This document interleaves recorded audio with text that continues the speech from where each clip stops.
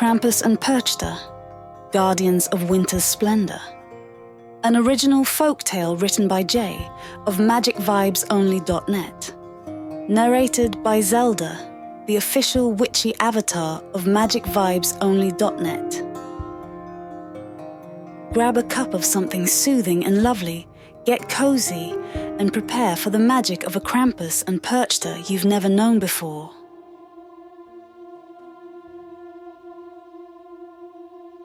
Once upon a time, in a land where frost and snow fell with more sparkle and ferocity than most places, there lived a Viking named Krampus. He was no ordinary man, for unlike other Vikings, his horns did not come from a headpiece or helmet. No, the horns of Krampus were real, for he was born from winter itself alongside the village's holy, magical white winter stag. Although pagans did not hold the same beliefs of the devil as Christians, the shadow of a giant man lurking in the forest with great horns was a frightful sight indeed. The people feared him. All they knew was what they could see. And as winter was most terrifying at times in a place like this, it was easy to see things in a more sinister light, especially as the days grew shorter and the nights grew ever so long and cold. As a Viking with the magic of winter running through his veins, Krampus was the fiercest of all warriors. Whenever ill-intentioned raiders entered his domain, he cut them down to size alongside winter's ice queen, Frau Perchta, known as the Belly Slitter, who would soon become Krampus's wife after a lifetime growing up together in the forest.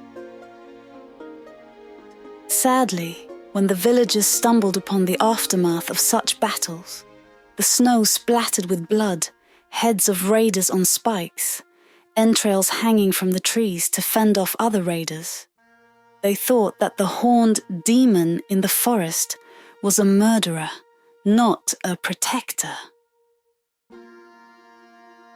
Krampus wanted to show these people, his true self. But how could he do this in a way that wouldn't cause terror? He decided to win their favor one Yuletide day by getting closer to them.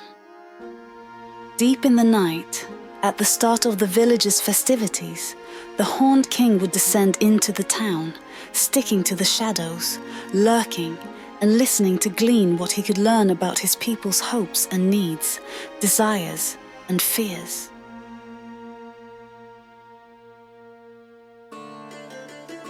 Krampus's campaign for benevolence began with simple, practical gifts, such as kindling and firewood left on the villagers' doorsteps, and a magical item called coal. Since they didn't even know what coal was, the people thought these items were nothing but mischief-making and omens of punishments to come. So, Krampus tried instead to do more subtle acts of kindness, like lighting their fires when they went out at night. Sadly, that didn't work either, for the people thought that ghosts and evil spirits were to blame for such mysterious events happening while they slept. At times, Krampus was spotted in the shadows, especially by the children who had a sixth sense for all magical things. And frustratingly, this nearly caused complete hysteria, for they didn't understand Krampus's true intentions. So, he would fall back into the forest, giving them time to feel safe again. Mayhaps this campaign for benevolence was a lost cause. Finally, after much lurking and listening, Krampus knew what would turn the tide in his favor: food. Vikings loved their winter feasts, and fresh food was hard to secure in winter. But for the king of winter, fresh food was abundant. Along with the firewood and coal, he added baskets of winter berries and citrus from his orchard of fruit-bearing Yggdrasil trees and bushes. Perchta would bake them bread and sweet treats powdered with magical sugar frost. Food was sure to bring everyone together. It always did, no matter the culture. But still, the villagers couldn't reconcile Krampus's frightening horned shadow with the treasures he would bring. Our people are brave, but superstition remains their weakness, Perchta said one day. If they conquer their superstitions, they will be the most powerful people in all the realms. With an icy blue gaze, Krampus stroked his beard, peering into their longhouse's roaring fire that never went out. At times, when he truly needed it most, this magical fire would provide answers through visions. All at once, his expression went from stormy to bright. Frostbrander Hritjarta, he said with a brilliant but rare wide smile. Perchta's heart lifted as always when her majestic husband displayed his more joyous emotions. The magic white stag's great head lifted with a quizzical ancient gaze. After a lazy yawn, he said, "What about me?"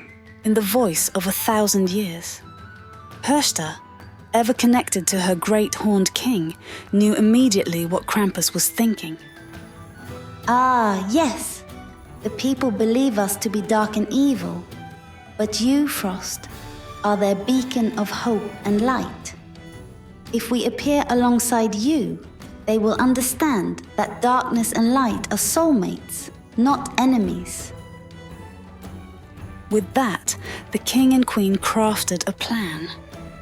They would appear on the darkest day of the year with their great white stag and a sleigh full of gifts and food. They would prepare a new great hall in the forest for all to gather, a winter sanctuary to celebrate. Surely this would make the people understand the warmth and light of Krampus and Perchta's hearts.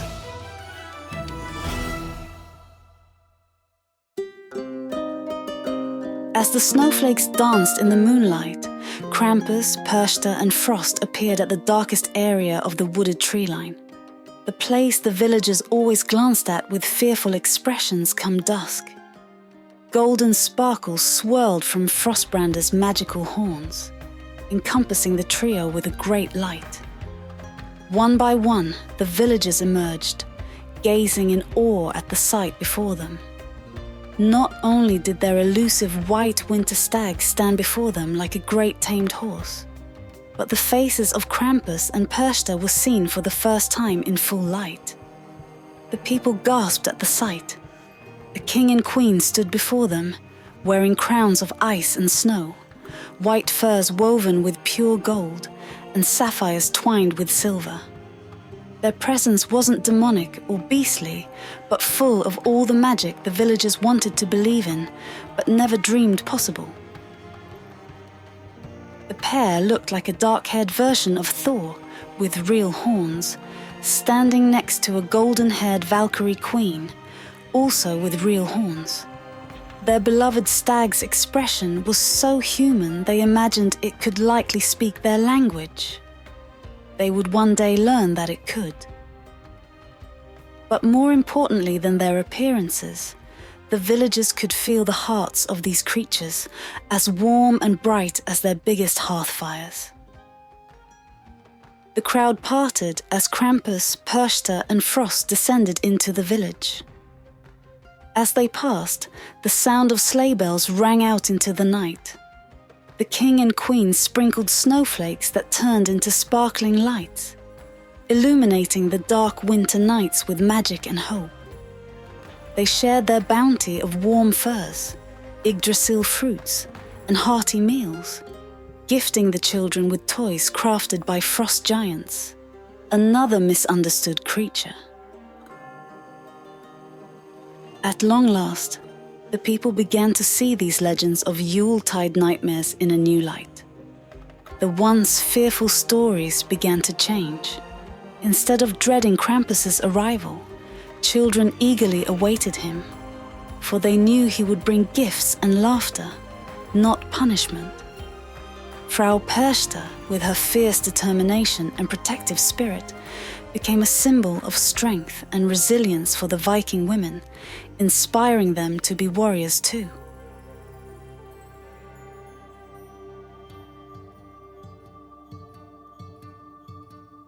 As the years passed, the land embraced Krampus and Frau Perchta as the benevolent rulers of winter and Frostbrander Hridjarta as the one who bridged the light with the dark. Soon, the people were no longer so afraid of winter. They invented games to play in the ice and snow, ways to decorate their forests, winter songs to sing, and magical stories to tell when darkness was once feared. But now it was embraced. It didn't take long for their kingdom to flourish as the people learned to love the season of cold and snow. Krampus and Frau Perchta watched over their land with pride, knowing that they had brought warmth, joy, and unity to the hearts of their people, and to the season of Yule. Now, they will not just survive. In winter they shall thrive, Krampus said to Perchta. So, the once misunderstood Viking king and queen of winter lived forever in the shadows and the light, their true nature revealed, their kingdom a place of beauty, wonder, and warmth during the coldest months of the year. And the people. As true magic now replaced superstition, their people lived fearlessly ever after. The end.